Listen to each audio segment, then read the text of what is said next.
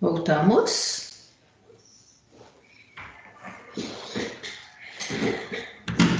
Estão me ouvindo? Sim. Estou. Sim, Sim. ótimo. Excelente. Então tá. Aqui, deixa eu ver aqui. Tanto fio. Tá, então, deixa eu ver aqui. O pessoal tá voltando. Vamos dar prosseguimento. Ótimo. Então tá. Então, vou dar continuidade aqui, tá? Nós já tínhamos falado sobre esse, né? Aqui, chamando a atenção, né? Para o canal da uretra, que aqui no caso específico é comum, tanto ao sistema reprodutor quanto ao sistema urinário, né? Como nós já vimos anteriormente também. Bem, inclusive, eu vou destacar a vocês, viu, gente? É que a gente está trabalhando com esses aspectos, mas vocês vão ver que existem mecanismos fisiológicos, inclusive para proteger, né? Afinal de contas, imaginem, vai passar aqui a célula reprodutora masculina. E isso significa que o mesmo ambiente onde passa urina. Então, tem um mecanismo de proteção, né? Anteriormente, antes em si do jato ejaculatório, os indivíduos do sexo masculino eles possuem a liberação de material que tem como como objetivo, né, neutralizar e promover uma limpeza desse ambiente, né? Porque logicamente é um ambiente ácido, porque como passa urina, tem uma acidez muito grande. Então todo esse material, né, inicialmente vai limpar esse canal para passagem de tão ilustres células, né? Afinal de contas, o objetivo central desses espermatozoides passarem por essa região, poderem alcançar a célula feminina, fertilizá-la e dar origem ao novo indivíduo. Então, ele precisa ser bem conduzido, né? Num ambiente que seja satisfatório e adequado à viabilidade dessas células. Então, é coisa que a gente vai ver lá na frente, só chamando a atenção disso. Bem, deixa eu ver aqui, porque agora, olhem só, essa daqui é uma estrutura anatômica, né? Chama a atenção de vocês aqui, ó, aqui em cima é a região, olhem só que bonita, né? A estrutura da bexiga, olhem, né? Logicamente que a bexiga, numa peça como essa, ela não está aberta, ela precisa ser pinçada, como eu estou fazendo aqui, para a gente observar o ambiente interno, né? Aqui embaixo, essa regiãozinha, de um lado e do outro, a estrutura da próstata, e aqui o canal da uretra, né? Olhem só, tá? Aqui nós temos aquela estrutura que é a sínfice púbica, até que tá bonita aqui, olha, bom para vocês verem essa imagenzinha daqui, que sempre aparece nos desenhos esquemáticos, e eu comento com vocês, né? Mas aqui nessa peça anatômica, olha que bonito. É a parte óssea, né? Que a gente denomina de sínfice púbica. Bem, e aqui todo o canal da uretra, né? Inclusive a estrutura peniana aqui observada. Nós vamos ver que o canal da uretra ele passa no ambiente de corpo esponjoso, uma estrutura central, né, e única da qual ele resguarda esse ambiente. Bem, já falei com vocês que a gônada masculina são os testículos, né? E nós temos uma via condutora, que é justamente formado. Diga. Boa noite. Boa noite. Ei, Giovan, boa noite, seja bem-vindo. Tudo bem? Tudo. Na verdade, eu entrei aqui agora, só que não estou conseguindo ver as imagens, tá? Somente É tipo uma imagem, como se fosse só a voz mesmo da senhora falando, mas não estou conseguindo ver a imagem não, viu? Bom você falar. Gente, mais alguém está com problema de observação do material? Ou vocês estão vendo o meu material? Como que é? Me dê um retorno, por gentileza. Eu também. Olha, eu estou conseguindo enxergar. O meu também tá normal. Tá normal? Sim.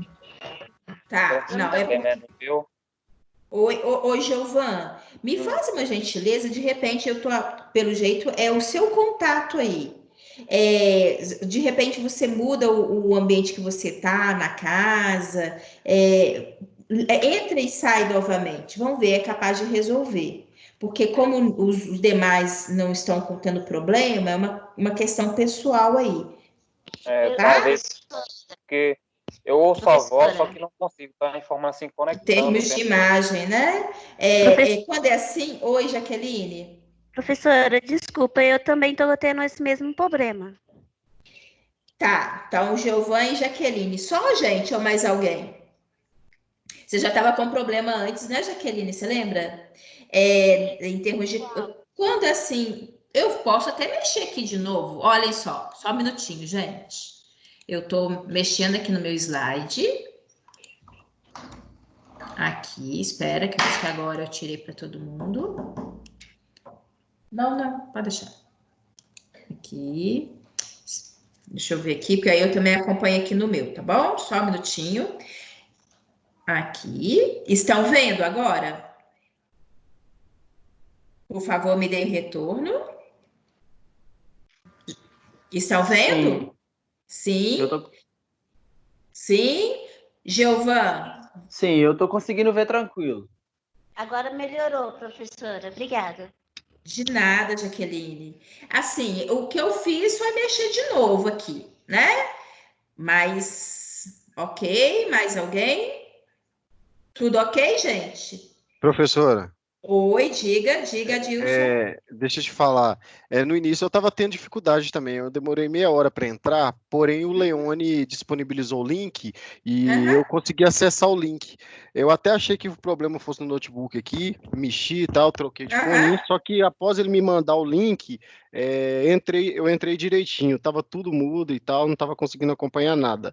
aham, Aí o meu irmão estava me explicando aqui, porque ele mexe nessa área, aham, que aham. muitas vezes o problema é do aplicativo, é do sistema, viu? Ah, tá. O Porque ele mexe, aplicativo, né? isso, é porque ele Aham. mexe nessa área. Então, o problema é do aplicativo mesmo, do sistema, né? Desse Teams aí. Entendi. Que ele Pode dá ser essas também. é porque É, costuma dar essas falhas mesmo, porque são muitas pessoas usando e costuma dar esse problema. tá certo, obrigada, Dilson. E assim, a gente também permeia muito no que está acontecendo com a grande maioria, né? Mas isso que você falou, concordo com você, Adilson. Acaba que no sistema é todo mundo usando, né? Possa sobrecarregar também, tá? Mas aí vocês vão me retratando que aquilo que eu posso fazer, igual aqui, eu simplesmente voltei no mesmo slide, eu entrei e saí, às vezes uma coisa pouca, né? Que a princípio parece que não vai fazer diferença, mas já ajudou a Jaqueline. De qualquer forma, podem ir me falando, tá? Se porventura, viu, gente? Porque às vezes vocês ficam caladinhos, por isso que eu sempre faço questão de vocês. Gente, eu tô começando, vocês estão me ouvindo? Porque tem hora, né, que na verdade, eu fico sem necessariamente saber o que está acontecendo. Qualquer dificuldade aí, vocês podem me falar. O que eu puder fazer aqui, eu sempre vou tentar, tá? Mas então, já que estão todos agora ouvindo, né, e vendo, a gente pode dar prosseguimento, tá bom? Mas isso que o Adilson falou também fica em termos de sugestão. Como é uma estrutura, às vezes possa acontecer também isso, do sistema, ou também possa, às vezes, a conexão, né, no ambiente de casa, entrar no link, às vezes também isso ajuda, tá bom? Mas vocês me falam o que eu puder fazer aqui, eu tento fazer também para melhorar, tá bom? Bem, então agora vamos dar continuidade. Como eu estava falando com vocês, além dessas estruturas de gônadas, né, que no caso específico é o testículo, temos as estruturas condutoras, né, que são essas estruturas, o próprio nome diz, né, conduz, eles vão conduzir os espermatozoides, que são aqui no caso específico o ducto, tá? Que vocês vão ver, esse é um ducto deferente, ele é longo, né? Ele sai dessa região da bolsa sacroescrotal, ele passa toda essa área, ele é posterior, ele circula posteriormente à bexiga e chega aqui nessa região da vesícula seminal e glândula prostática, só para você ter uma noção, né, da extensão dele. Então, ele é uma via condutora, bem como, né, o próprio canal da uretra, que também vai ajudar a condução desse material para o meio externo. E tem a estrutura de cópula, que é a estrutura peniana, que é ela que é responsável por aquela função que nós falamos anteriormente. Porque os rapazes têm dentro da função reprodutiva a produção dos espermatozoides e a condução dessas células até ao encontro, né, da célula reprodutora feminina. Então, isso se faz através da cópula, com a excitação masculina. E a estrutura de cópula masculina é a estrutura peniana, tá? Existem, né, essas glândulas anexas, que são estruturas glandulares, secretoras, que eu já tinha mencionado para vocês desde o primeiro slide, né, que é a própria próstata, a vesícula seminal, que aqui no caso, vou até pegar essa estrutura, que a caneta é a estrutura mais fininha que a gente tem aqui, né, reparem vocês que a vesícula seminal, olha, essa estrutura marronzinha que tá aqui, ó, né? Ela, na verdade, ela é dupla, tá, gente? Ela sempre aparece aqui nessas imagens para a gente como se ela fosse única, é porque é uma vista lateral. Existe essa aqui, existe uma como se fosse do outro lado, tá bom?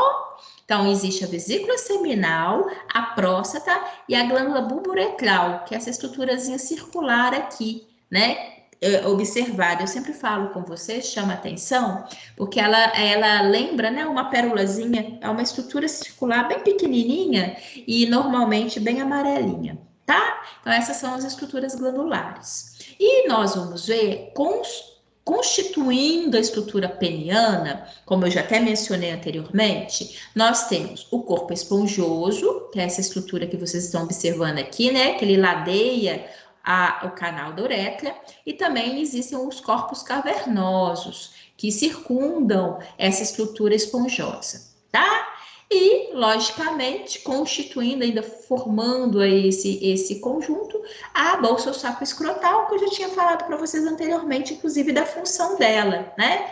Que é armazenar o testículo, conferindo a ele a possibilidade de uma temperatura mais baixa quando comparado aos nossos órgãos internos, tá bom? A estrutura testicular, como eu falei com vocês, ela é produtora dos espermatozoides, ela também é uma glândula endócrina, por isso que ela é produtora de hormônios, né? É uma estrutura par, vou mostrar a vocês, é observada um de cada lado da bolsa saco-escrotal, e ele é revestido por uma estrutura tecidual que a gente denomina de túnica abugínea, tá bom? Bem, e ela internamente é separada em lóbulos. Eu vou mostrar em outra imagem, aí vocês vão entender melhor o que vem a ser isso, certo?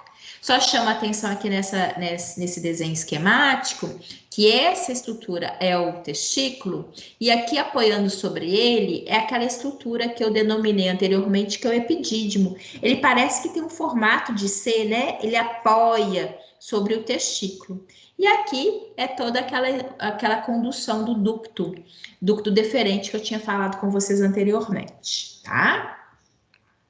Olhem só, nessa imagem dá para vocês perceberem que internamente, né, o testículo ele é dividido em porções, que nós denominamos de lóbulos, tá? E aqui, né, se a gente der um zoom nesse ambiente, nós vamos ver que internamente nós temos essas estruturas, né, que são os túbulos seminíferos, que são os locais onde nós teremos a produção dos espermatozoides. Então, é um constituinte aqui, celular, bastante diversificado, que vai ter a produção dessa célula, né? Que, inclusive, chama-se atenção, no único ato ejaculatório, os rapazes liberam milhões de espermatozoides, tá? E aqui, chamando a atenção de vocês, que essas estruturas, dessas estruturas que são os lóbulos, né, tem a saída dos túbulos, olhem, que são essas estruturas condutoras aqui, que vão até a região do epidídimo, tá bom? É importante porque vocês vão ver que se é no testículo que tem a formação dos espermatozoides, o armazenamento dessa célula se faz no epidídimo. Então, o epidídimo é um local onde os rapazes, né, possuem o armazenamento dos espermatozoides, tá? E que, inclusive, durante a excitação masculina, essas células, né, saem aos milhares dessa região e vão ser conduzidas pelo ducto deferente, tá? Então, ele sai ali durante o ato sexual, através da excitação, ele vai sair desse ambiente e ser conduzido, né, ao longo de toda aquela porção que eu chamei a atenção anteriormente para vocês. É caracterizado, eu falei anteriormente, né? O epidídimo ele tem esse formato né? Parece um formato de C. Na hora que a gente fala isso, não é eu querendo comparar, não, tá, gente? É uma característica dentro da anatomia. Vocês podem observar essa comparação, inclusive, nos livros texto, tá? Eu já tinha falado com vocês anteriormente que é o local do armazenamento, né, dos espermatozoides. E a estrutura do epidídimo, ele realmente é dividido em região de cabeça, de corpo e cauda, né? Mas isso sim, no conjunto, vocês vão ver que existem tantos outros detalhes, a gente coloca aqui para vocês, porque vocês vão ter essa observação, inclusive na hora que pegam um atlas, né? Um livro de anatomia, até para vocês terem a noção. Mas, de fato, aqui dentro do sistema reprodutor, a anatomia ela é bastante diversificada, né? São várias estruturas, então acaba que fica para a gente, do ponto de vista anatômico aqui, secundário. Mas só para vocês entenderem essa denominação e essa distinção. Aqui existe maior aumento, né? Dá para vocês perceberem. Olha que bonito. Aqui até o autor coloca para gente. Mas olhem, eu tinha chamado a atenção de vocês anteriormente que dentro do testículo, né? Nós temos essas regiões que são os lóbulos, tá? Que é o local onde nós temos a formação dos espermatozoides. Dá para vocês perceberem aqui aquele conjunto, né, de vias condutoras que vão direcionar esses espermatozoides até o epidídimo, tá? Que é o local do armazenamento. E aqui, de uma maneira mais precisa, porque está em maior aumento, e o próprio autor aqui do desenho, ele está pensando para a gente, facilita isso muito. Reparem vocês que é do próprio epidídimo, né? Que nós teremos a partir dele, né, a presença do ducto deferente, que é aquela estrutura condutora que nós tínhamos falado anteriormente.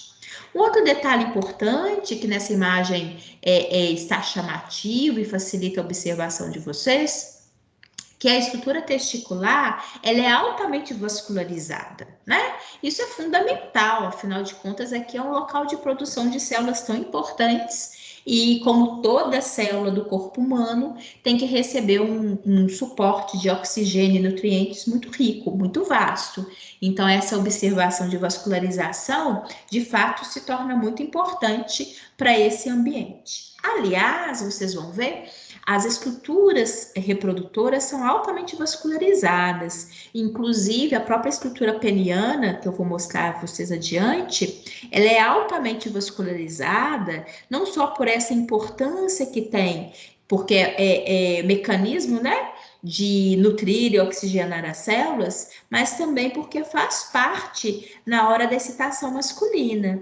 A ereção peniana ocorre em função do aumento de fluxo sanguíneo para os vasos, né, que o circunda. Então, só para chamar a atenção de vocês para a presença e a função que às vezes ele possa estar correlacionada, né? Aqui, lembram que eu falei com vocês que o ducto deferente, olha, ele é longo, ele passa posteriormente, assim, atrás, né, da bexiga, né? Então, é uma estrutura condutora longa. Ele tem, em média, olha, de 30 centímetros de extensão, tá? Como eu falei com vocês, ele é condutor. Então, ele vai ajudar, ele vai fazer a condução do material até, vocês vão ver adiante, aquela região próxima da próstata, onde depois vai dar continuidade ao ducto ejaculatório, tá bom? É uma região da qual, inclusive, né, é muito importante, é um canal do qual é fundamental de que ele esteja em condições adequadas para a passagem, né, do espermatozoide de uma maneira adequada. Perdão. Alguns problemas que eventualmente possam ocorrer no ducto, né, no ducto deferente, possa às vezes comprometer a liberação dos espermatozoides, tá bom? Para vocês terem uma ideia do que eu falei anteriormente, ducto ejaculatório é essa regiãozinha daqui, olhem, tá? Ou seja, tem a chegada, tá, do ducto deferente e ele vai desembocar nessa região. A mesma região onde vai desembocar o material da vesícula seminal E, inclusive, logicamente, a partir dele também a gente tem a liberação do próprio material da glândula, né? Da glândula prostática. Por que eu chamo a atenção de vocês em relação a isso? Por aquilo que eu comentei anteriormente, né? É fundamental que todo esse material, todas essas células que são os espermatozoides, se misturem a esse material secretado pelas glândulas, porque inclusive vai conferir a eles uma facilidade, né, no trânsito, no trajeto, tá? Então, esse material vindo dessas glândulas acaba contribuindo, logicamente, para a lubrificação, para movimento, né, que vão ocorrer dessas células para que elas possam ser transportadas, tá? Bem, como eu falei com vocês, todo esse conjunto daqui ele é fundamental para garantir de fato, né, que esse material seja desembocado, ou seja liberado na estrutura do canal da uretra. Inclusive, se vocês observarem, a gente está caminhando, né? Estou apresentando a vocês, a gente está caminhando ao longo do trato reprodutor masculino. Agora a gente chega nesse ambiente do canal da uretra. Eu acredito, acho que a maioria de vocês se lembra, tá? Como nós vimos anteriormente, o canal da uretra masculino, ele é considerado longo, afinal de contas ele tem cerca de 20 centímetros de extensão, né? A gente fala que ele é longo quando compara ao canal da uretra feminino, que tem aproximadamente 1/4 desse trajeto. Então, e é justamente pelo fato dele ser longo que ele vem sendo distribuído, né? Ele vem sendo dividido. Não sei se vocês se recordam, no canal da uretra, nós temos a região prostática, a região membranosa e a região peniana, tá? Ou esponjosa, que é justamente o que tem essa imagem daqui. Se vocês recordarem, essa mesma imagem eu utilizei lá no sistema renal, né? Quando eu apresentei a vocês o canal da uretra masculino. Justamente a mesma imagem, até para vocês fazerem essa associação, de já ter visto isso antes, né? Olhem só, o canal da uretra, essa estrutura, tem a região prostática, tem a região membranosa e tem a região peniana ou esponjosa, que é todo esse universo aqui, tá? Que a maior porção do canal da uretra corresponde justamente à região esponjosa ou peniana, tá bom?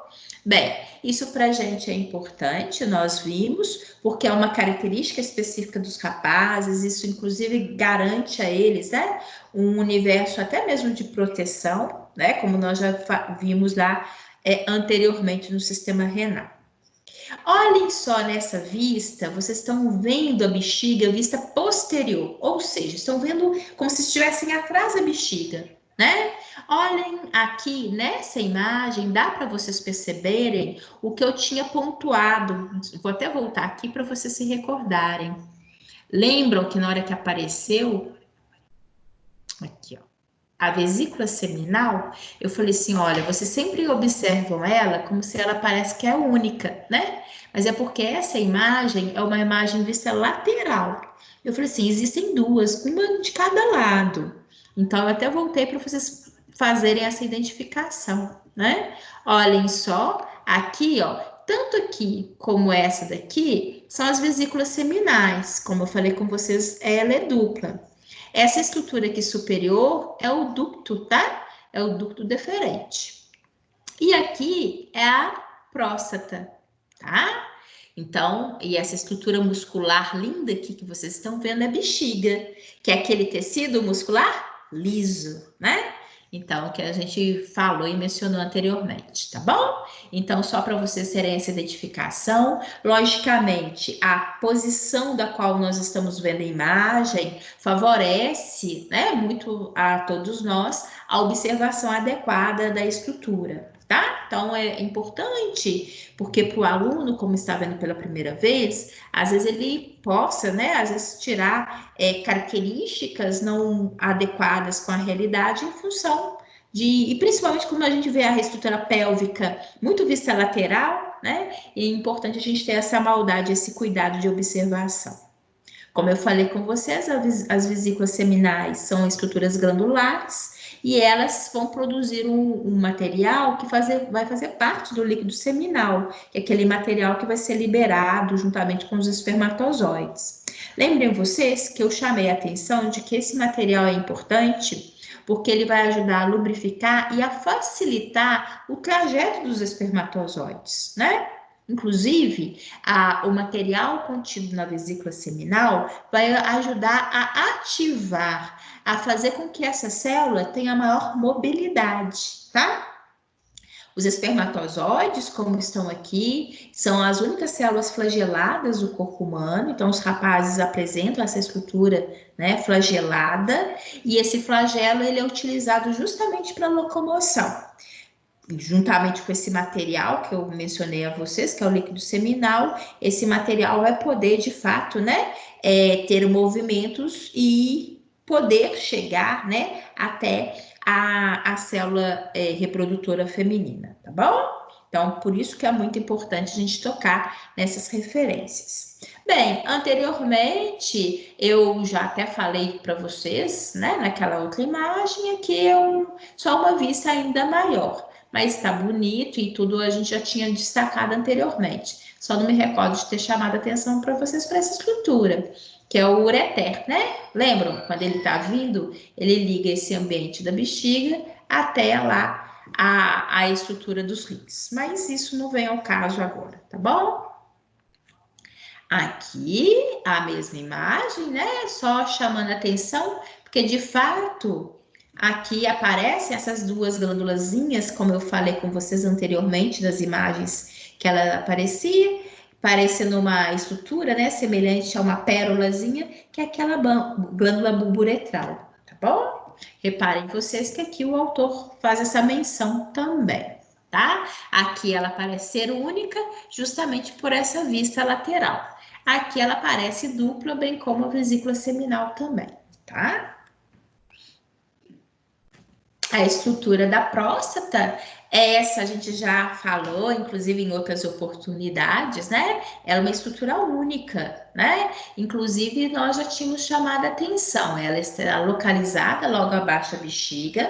É uma estrutura única dos indivíduos do sexo masculino. Inclusive, nós destacamos isso, né? Por quê? Se eu pego uma pelve feminina e observo a estrutura da bexiga, logo abaixo da bexiga eu não terei a próstata, né? Porque a próstata é exclusiva dos rapazes, tá? Ela, como eu falei, é uma estrutura única, tá? Posteriormente, a bexiga, né? Abaixo da bexiga. E ela, passa por ela o canal do uretra. Algo que a gente já falou, inclusive a gente trabalhou anteriormente, né? Chamando a atenção para a possibilidade da hiperplasia prostática e do prejuízo, né, da sensação dolorosa e desconforto dos senhores, né, mais idosos, que às vezes isso tende a ocorrer. Eu estou só falando assim também para recordá-los, né, em relação a algo que a gente já viu lá no sistema renal. Aqui, chamando a atenção de vocês, né, dando um zoom naquela região, né, da próstata, olha aqui como que ela está, né, como que ela realmente ladeia o canal da uretra, né, dá para a gente perceber bem isso. Então, aí, só para quem, porventura, não se recorda ou não estava quando eu falei isso, olhem só, na hora que os senhores, é muito comum, os senhores mais idosos terem um aumento do volume dessa próstata, que é o que a gente chama de hiperplasia, tá? E aí, às vezes isso acontece ou com o pai ou com o avô nosso, talvez vocês já se recordem em relação a isso. Como ela aumenta o volume, ela acaba podendo comprimir esse canal da uretra, que é onde passa a urina. E aí dá desconforto aos senhores, né? Às vezes eles vão urinar e sentem uma sensação dolorosa, a urina sai de uma maneira gotejante, né? E isso é uma característica muito importante, porque ela precisa ser avaliada por um médico, porque nós sabemos também que a próstata é um local de grande incidência de câncer nos homens, né? Então, e que também, porventura, possa promover o aumento dessa estrutura glandular. Então, é por isso que a gente sempre chama atenção de que quem, se porventura, um parente seu, um avô, um pai, está aí retratando esse tipo de queixa, estimule ele a procurar um médico, tá? Para que ele possa ser avaliado de uma maneira mais precoce possível. A hiperplasia prostática seria um tumor benigno, então tem como tratar e tirar esse desconforto, né? Ou se porventura seja algo maligno, quanto mais cedo a identificação, maiores as chances, logicamente, do tratamento, tá? E recuperação desse paciente, o que é mais importante. Aqui eu apresento para vocês as glândulas bulbourecrais, como eu falei com vocês, ela é dupla, né? Arredondada, pequenininha, né? E muito próxima àquela região da uretra membranosa, tá? Por isso que é fácil, inclusive, a gente identificá-la. Aqui no conjunto, tá? Só mostrando a vocês. Aqui é justamente o conjunto dessas duas glândulas, tá? E reparem vocês que o material dessa glândula bulbourecral também vai se desembocar, né? Nesse ambiente do canal da uretra, tá bom? Qualquer coisa vocês podem perguntar, tá, gente? Na hora que vocês ficam caladinhos, eu fico preocupada. Se qualquer coisa, podem perguntar. Agora eu vou apresentar a vocês aqui o que eu falei anteriormente, que é a estrutura peniana. Se vocês se recordam, eu falei com vocês que a estrutura esponjosa é uma estrutura única e a estrutura cavernosa, na verdade, ela ladeia, ela é constituída por duas porções, tá? Então, no conjunto, forma a estrutura que é o órgão de cópula masculino, tá? Bem, olhem só. Pegar aqui, reparem vocês o que a gente fala. A estrutura peniana, ela é fixada na estrutura corporal masculina. Ela tem essa região onde ela é fixa, tá? E ela é observada, né? Se nós percebermos aqui em termos de até anatômico, o corpo esponjoso, né? Olhem, ele tem duas áreas abauladas. Nós temos essa regiãozinha aqui, que a gente denomina de bulbo, e nós temos a porção externa, que é a região da glande, tá? E essa área que é fixada, que causa a fixação da estrutura peniana, é a região que nós denominamos de raiz do pênis. Olhem só aqui, da mesma forma, chamando a atenção do que eu tinha falado anteriormente, inclusive para aquelas dilatações, né? A estrutura do bulbo e a estrutura da glande, tá bom? São essas duas extremidades que tem no corpo esponjoso.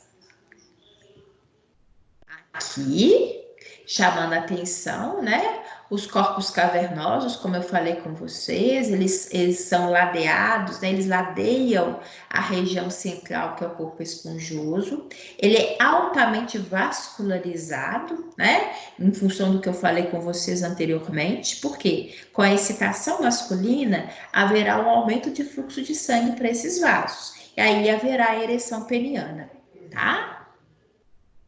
Olhem aqui, dá para vocês verem agora nessa imagem, né? Justamente essa estrutura dos corpos cavernosos e o corpo esponjoso. Aqui o autor pensou, né? Justamente para a gente perceber o tanto que a estrutura do corpo esponjoso, que é central, ele vem revestido externamente pelos corpos cavernosos, tá? Isso é importante porque, reparem vocês, que a estrutura peniana que está externa é apenas uma porção da estrutura peniana no conjunto, né? Justamente pelo que eu mencionei para vocês anteriormente, porque a estrutura peniana ela está fixada, né? Logicamente, isso é importante. Aqui é uma vista anatômica, a vista anterior da estrutura peniana, tá? A gente pode observar aqui a estrutura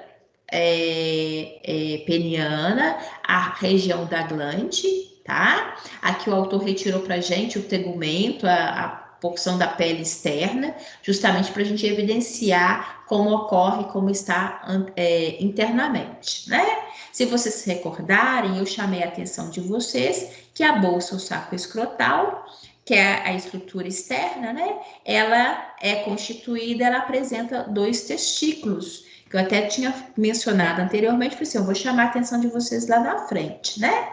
Essa imagem, inclusive, eu acho que ela favorece essa observação. Inclusive, percebam vocês que internamente os 2 testículos, eles não necessariamente eles se encontram, não. Por quê? Na bolsa ou saco escrotal, nós temos a estrutura membranosa, né? Que separa esses 2 universos, tá bom? Aqui dá para vocês perceberem, porque o autor retirou a estrutura membranosa, né? Inclusive a parte de face e muscular, que está aqui preservada, ó, se vocês perceberem, ele preservou aqui a estrutura de face muscular, e aqui ele realmente dissecou ao máximo para que nós possamos visualizar a estrutura testicular, o epidídimo, né? E aqui toda aquela vascularização que eu chamei a atenção de vocês, tá? Olhem só, mais uma vez, chamando a atenção daquela região de fixação, que é denominada de raiz peniana. Aqui, a associação, né, das estruturas, juntamente, inclusive, com a porção muscular, né, dos esfíncteres, inclusive, isso daqui é importante para a fixação e, logicamente, para o comando de ações. Aqui nós temos os corpos cavernosos, que eu já tinha falado anteriormente, né? Aqui está em maior aumento, facilita a observação de vocês. E aqui é a estrutura do corpo esponjoso.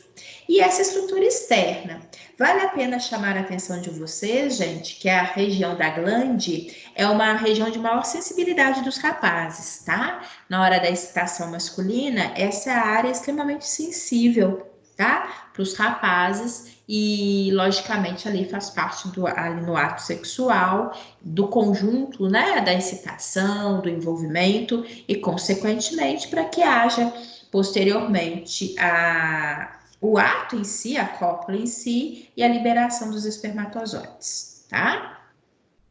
Aqui é um corte, como se nós chegássemos aqui, ó, e fizéssemos um corte nessa área. E agora a gente vai observar bem aquilo que a gente cortou, ou seja, uma vista superior.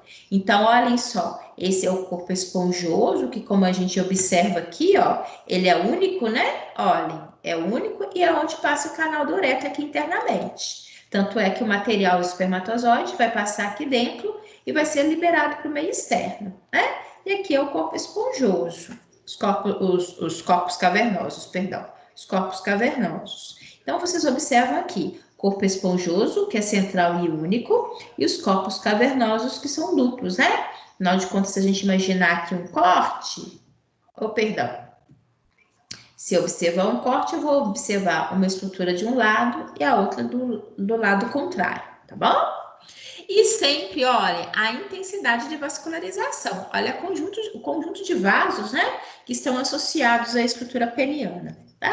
E é justamente isso que se destaca nessa região. Nesse desenho, o autor está mostrando justamente em função da importância. Não só, lógico, vasos sanguíneos são importantes em qualquer estrutura, em qualquer órgão, em função do oxigênio e nutrientes. Mas aqui, além disso, temos o aspecto vascular colaborando para a ereção peniana, né? Que na hora da excitação, os rapazes precisam de ter essa ereção para possibilitar o coito, que é a introdução, né, da estrutura peniana na região vaginal. Aqui, a bolsa saco escrotal, que eu já tinha mencionado para vocês, né? A importância, já tinha falado anteriormente, destaquei também que ela é dividida internamente por estrutura membranosa, chamei a atenção de vocês naquela imagem, né? Eu acho que para o aluno facilita a observação. Ela é constituída por uma estrutura, por um tegumento mais fino, mais delicado, né? Inclusive com uma pigmentação exacerbada, presença de pelos na região pubiana, que na verdade toda essa construção na região genital ela é o fruto da ação hormonal a partir da adolescência, né? Então, toda essa alteração de pigmentação, da presença dos pelos, do próprio crescimento das estruturas sexuais masculinas, né? Vai vir com um estímulo hormonal. E aqui é importante que a bolsa sacroescrotal, ela também tem esse revestimento, mas internamente tem uma fina camada de tecido muscular, justamente que possa promover a contração ou até mesmo o relaxamento. Existe uma alternância da estrutura da bolsa sacroescrotal, muito em função, inclusive, da temperatura, né? Na época de mais calor, se promove, se observa, às vezes, essa estrutura mais alongada, porque ela está tentando ficar o mais distante possível em relação à temperatura corporal. Né? Já que a gente falou que o objetivo central é justamente manter essas células numa temperatura por volta dos 34 graus, né? Ao mesmo tempo, quando a gente imagina que está uma temperatura externa mais fria, aí normalmente tem uma contração da bolsa sacroescrotal, esse material se aproxima dos órgãos internos para ajudar a manter a temperatura de 34 graus. Já que às vezes aqui externo está mais frio, tá? Então é por isso que realmente se observa essa ação diferenciada da bolsa sacroescrotal em virtude da temperatura externa, tá? Isso é fato, isso e é explicado em função dessa ação de temperatura. Aqui, só para deixar claro com você, chamando a atenção inclusive da porção muscular, né? Que eu falei anteriormente. Então, aqui a gente consegue observar de uma maneira específica, né? Observando o tegumento, que eu falei com vocês anteriormente também, a presença do tecido muscular e aqui os detalhes vasculares e que eu tinha mencionado anteriormente, tá bom? Depois, quando vocês forem estudar esse material, porque é sempre muito importante, né? Vocês vão ver, existem várias imagens que, na verdade, que eu gosto muito de colocar a imagem, porque às vezes aqui ele mostra, às vezes, um detalhe que na imagem anterior não apresentava, enfim, eu acho que acaba sendo muito complementar. Mas, ao mesmo tempo, existem algumas estruturas que aparecem, né, com muita frequência e de uma maneira repetitiva, então acaba ajudando também a fixação. Então, na hora de estudar, sempre façam isso, revejam as imagens, procurem os nomes, porque tem muita coisa em comum que ajuda a fixar e existem detalhes que são só perceptivos a algum determinado tipo de imagem, tá? Olhem que bonita aqui, né? A imagem do néter é bem mais completa aqui no universo, né? Reparem agora com vocês como vocês conseguem perceber estruturas, nomear, né? Aqui, inclusive, o autor ele fez um corte, logicamente, mas a gente ainda tem aqui a porção, né? Lembra aquela área que a gente denomina de sigmoide, né? Depois reto e ânus. Bem, aqui a estrutura da bexiga, aqui a próstata, né? A estrutura peniana, a estrutura do ducto deferente, enfim, dá para a gente trabalhar bastante com a anatomia numa imagem como essa. Aqui chega um ponto que é só uma vista maior, né? Uma imagem de um aumento maior que às vezes facilita para o aluno observar. Mas, na verdade, todas as estruturas que estão aqui apontadas nós já verificamos anteriormente, tá? Também só para ter o cuidado para não ser repetitiva e cansativa para vocês. Aqui tem uma diferenciação porque ele pega a reestrutura da bexiga, da próstata, e na estrutura peniana em si ele nos dá um outro tipo de visão, né? Só para vocês terem uma ideia, esse ambiente azulado aqui seria o corpo esponjoso, e esse circular aqui ao entorno é a região dos corpos cavernosos, tá? Bem, gostaria de saber se vocês têm alguma dúvida em relação ao sistema reprodutor masculino, alguma questão específica. Eu chamo a atenção o seguinte, nessa parte eu estou mostrando vocês as características anatômicas e não estou, às vezes eu faço alguma associação à fisiologia, né? Mas depois virá uma porção específica da fisiologia masculina e da fisiologia feminina, tá bom? Mas é porque, como aí a gente, na hora de falar da fisiologia, pressupõe-se que os aspectos anatômicos vocês já saibam e consigam identificar, né, ali, saber onde que está direitinho, tá bom? Bem, então eu vou. Professora, Oi, pode falar? Diga, Giovana. ah, Quem tá é falando? uma dúvida em relação. Pode Eu falar. mesmo, Giovanni. Aham. Tem alguns pacientes que eles apresentam coágulo aí na bexiga e a tentativa de remoção desse coágulo nos procedimentos ele causa bastante dor dependendo do tamanho dos coágulos. Aí eu Uhum. queria saber Que é pelo canal da uretra que se faz, né? isso, Uhum. exatamente. Eu queria saber se o sangramento está diretamente na bexiga. É úlcera na bexiga? É lesão?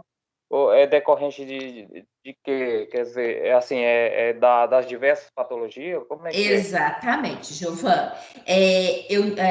Na hora que fala de coágulo, coágulo é o quê? É sangue acumulado, né? E isso a gente não tem como falar especificamente uma única situação. Uma vez sendo na bexiga, provavelmente esse paciente deva ter algum processo inflamatório aqui, alguma situação mesmo de dano tecidual, alguma situação tumoral, enfim, não é exclusivo. Teria que verificar no paciente o que gerou nele, né, o processo patológico que ele tem. Por que ele está naquele ambiente, né? Ou por que ele foi parar ali? Então, isso ajuda, não tem uma causa única. Em si, vias normais, o coágulo ele pode acontecer em diversas regiões do nosso corpo, em diversas estruturas anatômicas, né? Mas ele é uma consequência de alguma coisa que está acontecendo. Igual você mencionou, possa ser feridinhas, né? Ulcerações, possa, né? Mas ele sempre tem que imaginar qualquer causa. Por que tem isso nessa região? Né? Sempre vai ser ali uma busca, inclusive patológica,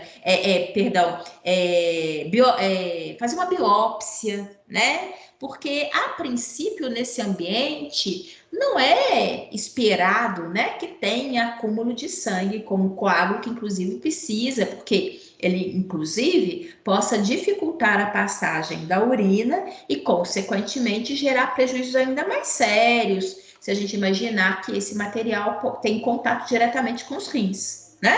Então essa sua pergunta, ela é mais, ela precisa ser investigada naquele paciente. O que na verdade ele tem, possa também ser às vezes fruto, por exemplo, em relação ao problema renal, algo que está acontecendo lá nos rins. Então, será que esse dano, né? Ele está ocorrendo nos rins, porque existe uma comunicação dos rins com a região da bexiga, que é através do ureter. Então, ele não é exclusivo, tá bom? Então, teria que ser avaliado. Esse paciente precisa, então, de ter exames complementares, logicamente, que a própria outras sintomatologias que ele possa vir a ter, outras queixas clínicas, vão dar, às vezes, uma indicação do que, aonde, né, procurar mais. Mas, logicamente, isso precisa ser muito bem avaliado, tá? Pode até ser indicativo de uma situação tumoral, enfim. Tem que verificar direitinho, É, tá bom? tá. Porque, tipo, a pergunta que eu fiz é baseada em cima disso mesmo, tipo tumor, algo assim. Porque, tipo, Sim. tipo o paciente que tem câncer, Aham. geralmente ele tem, eu já vi vários casos, né, de paciente que tem câncer e vive com a irrigação contínua, né, ali com o Uhum, soro infundindo o tempo todo, uhum. mesmo assim, o sangramento é bem abundante, os coágulos vai saindo com o decorrer da irrigação. É por isso que, tipo assim, incomoda bastante. Aí eu queria entender É, como que é ulceração aí na parede sim. É porque essa da bexiga. situação. inclusive tumoral, Jovan, é característica de um tumor maligno essa evasão, ou seja, esse dano, o dano tecidual. Então, ele tende a se estender no ambiente tecidual. Então, a partir do momento que ele vai excedendo, ele possa prejudicar a própria vascularização, né? Porque o tumor, ele vai crescendo. Então, assim, são várias possibilidades que vão gerar esse coágulo, a presença e esse acúmulo de sangue, tá? Tá bom, obrigado. E principalmente isso que você falou, é muito doloroso, né? Gera um incômodo muito grande, vocês imaginem, né? E também, inclusive, para a própria terapêutica, né? Porque para realmente retirar esse coágulo é justamente a partir do canal da uretra. Imagine a sensibilidade, né? A situação, o desconforto que nos gera nesse paciente. Bom, então, olhem só, a gente chegou, né, no nosso horário, então eu não vou dar continuidade, vou colocar isso, inclusive, como ponto de corte para a gente. Caso alguém tenha mais alguma pergunta a respeito sobre o sistema reprodutor masculino, anatomia, possam ficar à vontade, tá? Sempre chamando atenção, não deixa de fazer os estudos dirigidos, tá? Para não acumular. Assim que fizerem, podem me mandar, porque aí eu já vou aqui analisando e deixando aqui, né, na minha planilha tudo certinho. E no mais, um bom descanso a vocês. Tenha uma excelente noite. A gente retorna sexta-feira, né, na nossa CMC. Então, e não deixem de estudar, tá? Porque qualquer dúvida, aí semana que vem, na hora que a gente retomar, estou à disposição para vocês. Às vezes, algo que não tenha ficado claro, vocês possam aí reafirmar e fazer novas perguntas, tá bom? Mas de qualquer. Então, mais alguma coisa? Só isso. Ótima noite para você também. Obrigada para nós, gente. Abraço a todos. Noite, fiquem com Deus. Tchau, com... Mike. Obrigada para você também. Tchau, gente. Fiquem com Deus. Bom descanso. Até sexta, viu? Beijão para vocês.